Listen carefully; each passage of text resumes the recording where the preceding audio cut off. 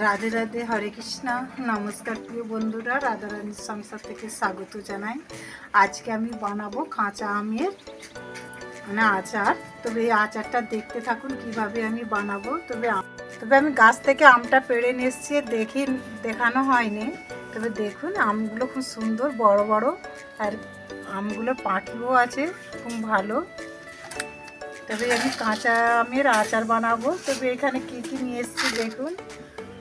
চিনি নিয়ে এসেছি 500 গ্রাম, দুটো তেজপাতা, এখানে আছে লঙ্কা গুঁড়ো, হলুদ গুঁড়ো, লবণ, আর আছে এলাচ, জিরে, আর এটা আছে একটু জিরে আর পাঁচফোড়ন। তবে এখানে আমি পোড়াতে দিয়ে দিয়েছি দুটো শুকনো লঙ্কা, আর দিয়ে দেবো জিরে আর পাঁচফোড়নটা।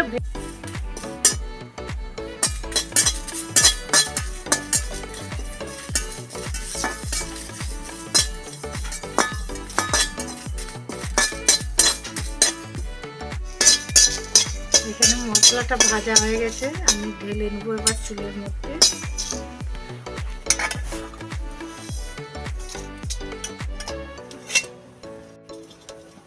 এটা ঠান্ডা হোক, এবার আমি আমটা আগে সাইজ করে নেব। আমি প্রথমে দিয়ে দেবো জলের মধ্যে লবণ,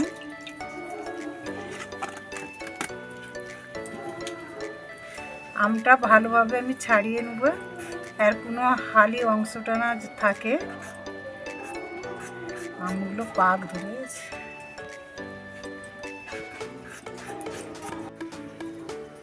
আমটা আমার ছাড়ানো হয়ে গেছে।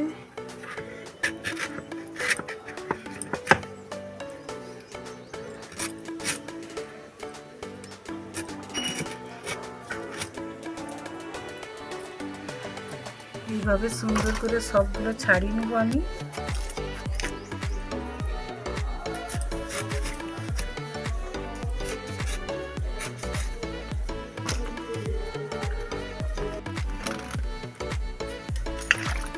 এখানে আমটা কাটা হয়ে গেছে, দেখুন এর কষ একটা বেরিয়ে আসবে। জলের মধ্যে লবণ দিয়ে দিতে হবে। আর এখানে মশলাটা আগেই গুঁড়ো করে নিয়েছি, দেখুন আদা গুঁড়ো করতে হবে। এটা আমি কড়ার মধ্যে দিয়ে দেবো জল, তবে জলের পরিমাণটা কম করেই দেবো। দিয়ে দিচ্ছি চিনি,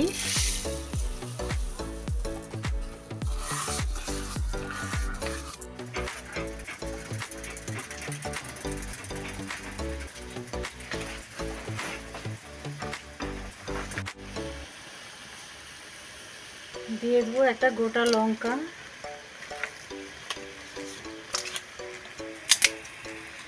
দিয়ে দেবো তেজপাতা, দিয়ে দিচ্ছি 4টে এলাচ ছিঁচে,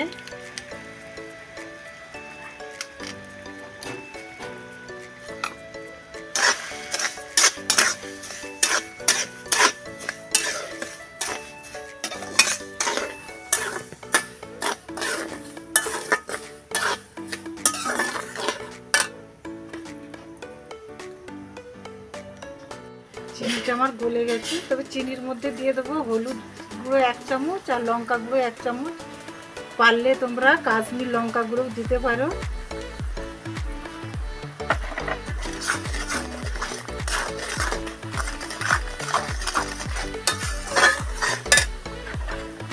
দিয়ে দিচ্ছি গোটা জিরে দুটো,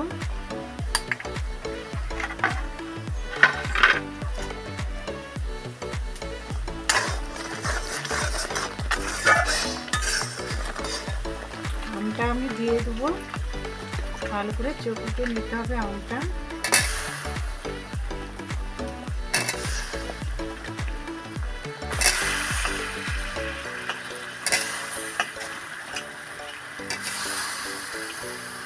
আমটা একদম খুব সুন্দরভাবে নরম হয়ে যাবে।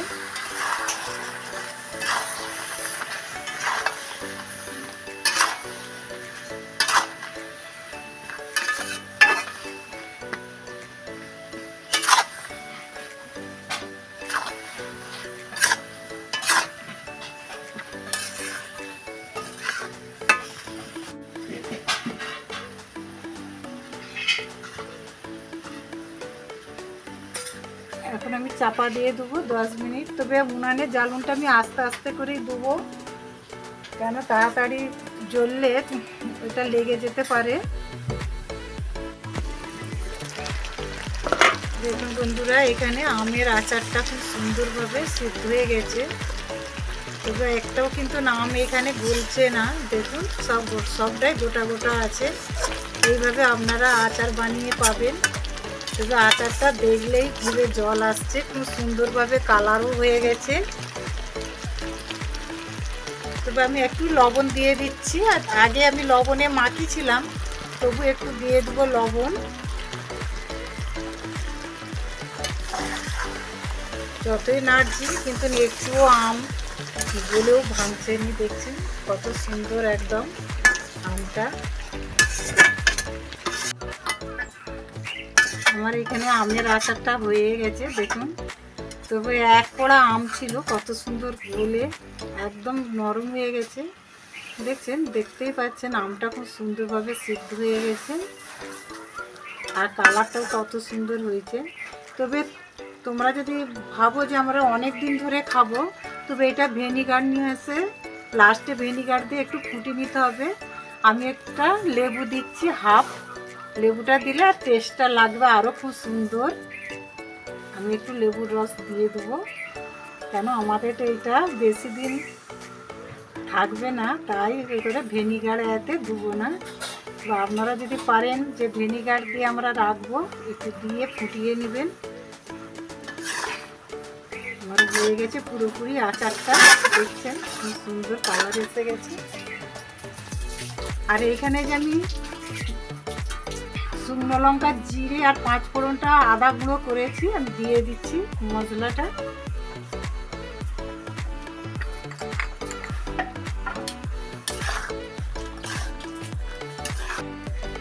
হয়ে গেছে, আমি গামলির মধ্যে ঢেলে নেব। দেখুন খুব সুন্দর হয়ে গেছে কালারটা, দেখলেই জিভে জল চলে আসছে। কিন্তু আমাদের ক্যামেরাম্যান তো, দেখুন বন্ধুরা, আমার এখানে আমের আচার হয়ে গেছে আর খুব সুন্দরভাবে কালারটা। তবে আপনারা পারলেন এরকমভাবে গাছ থেকে আম বাকি বাজার থেকেও কিনে নিয়ে এসে সঙ্গে সঙ্গে এরকম আচার বানাবেন, আর আচারটা খেয়ে তারপরে আমাকে কমেন্ট করবেন কেমন লাগছে। তবে আমার এই আচারটা দেখে যদি ভালো লাগে, লাইক কমেন্ট শেয়ার করবেন। হরে কৃষ্ণ।